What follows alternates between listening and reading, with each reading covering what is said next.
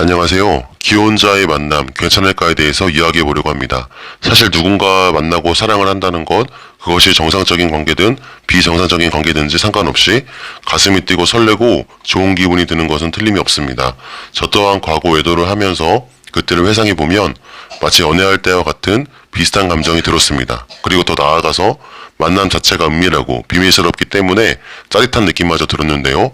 그렇다면 기혼자의 이 만남 과연 괜찮을 것인가요? 결론부터 말씀드리자면 서로 얻는 것에 비해 너무나도 있는 것이 많습니다. 분류는 결국 헤어지게 되어 있는데요. 그 헤어진 뒤에는 서로 간에 있는 것이 정말 너무나도 많습니다. 상간자 입장에서는 우선 결혼이라는 것에 대한 회의감, 이성에 대한 신뢰 상실, 정상적인 연애의 불가능, 우울증, 심지어 자살 시도로 이어질 수 있습니다.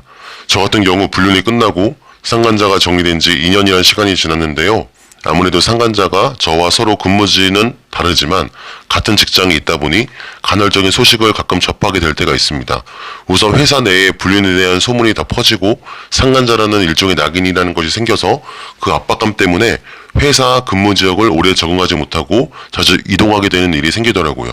2년이 지난 지금도 계속 반복적으로 일어나고 있습니다. 즉 정상적인 직장에서의 생활이 불가능하게 됩니다. 또한 불륜이 들키고 난 후 거기서 그냥 끝나는 것이 아니라 기혼자의 배우자에게 상간소를 당하게 됩니다. 그러면 1, 2천만 원 내로 합의를 하든 법적 분쟁을 거쳐 재판을 받아서 2, 3천만 원 정도 되는 위자료를 지급하고 판결을 받게 되는데요. 문제는 이게 빨간 줄까지는 가지 않지만 기혼자의 배우자가 분이 안 풀려서 상간자의 직장에 제3자를 고용해서 판결문을 대자보 찌라시 형식으로 붙여 누가 누구랑 불륜했다는 식의 내용을 유포해서 직장 생활을 못하게 하는 일이 발생할 수 있습니다. 또한 직장을 옮기게 되면 그 직장까지 찾아가서 똑같은 일을 하게 될 수 있습니다. 그리고 종교 생활까지 한다면 종교 시설까지 찾아올 수 있고요. 상간자가 결혼식을 하게 된다면 그날 찾아와서 판결문을 유포해 깽판 치는 사례. 급기야 나중에 상간자가 자녀가 생기면 그 자녀에게까지 나중에 이 판결문을 보여주면서 네 부모가 불륜했던 사람이라고 알리는 이런 일까지 있을 수가 있습니다. 그러니까 기혼자와 만났을 당시는 너무나도 짜릿하고 행복하지만 이것이 들키고 난 후에는 정상적인 인생을 살 수 없을 정도로 삶이 피폐해지고 망가질 수 있습니다. 따라서 불륜은 상간자 입장에서 너무나도 있는 것이 많습니다. 뿐만 아니라 불륜이 들켰을 경우 기혼자는 절대 상간자를 책임지지 않습니다. 제가 나중에 알게 된 사실이 가정을 버리고 상간자를 선택하는 경우는 굉장히 소수고요. 설령 상간자를 선택했더라도 헤어지는 경우가 많습니다. 이건 마치 연애했다가 1년 정도 지나면 감정적으로 식어져 버리는 경우와 비슷하다고 할 수가 있겠습니다.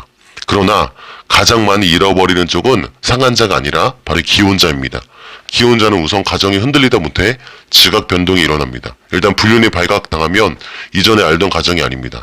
내가 미안하다, 잘못했다. 다른 것은 이런 말이 다 통할지 모르지만 불륜만큼은 이 말이 절대 통하지 않습니다. 그리고 배우자는 심각하게 이혼을 고민하게 될 것이고요. 자녀들이 있다면 알게 될 가능성이 높고요.